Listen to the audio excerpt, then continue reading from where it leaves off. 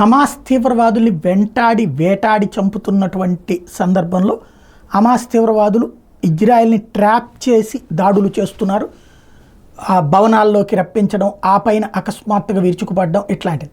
అలాగే మొన్ననే జరిగినటువంటిది అంటే అప్పుడు జనవరిలో దాదాపు 21 మంది ఇజ్రాయెల్ సైన్యం అలాగే ప్రాణాలు కోల్పోయారు.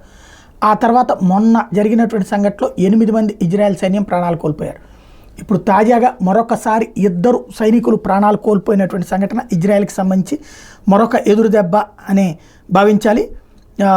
ఇక్కడ ఎవరైతే కెప్టెన్ ఈథన్ కొప్లోవిచ్ 28 ఏళ్ళు జెరూసలేం, అట్లాగే వారెంట్ ఆఫీసర్ ఎలన్ వెసెస్ 49 ఏళ్ళు సెగాట్ ప్రాంతానికి సంబంధించిన వీళ్ళిద్దరూ ఇజ్రాయెల్ డిఫెన్స్ ఫోర్స్ వాళ్ళు.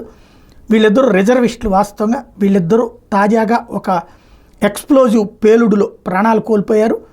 ఇజ్రాయలీ మిలిటరీ వీళ్ళిద్దరి పేర్లని రిలీజ్ చేసింది. టోటల్గా 8 మంది ప్రాణాలు కోల్పోయినటువంటి ఉదంతం మర్చిపోకముందే ఇది మరొక ఇన్సిడెంట్ అయింది.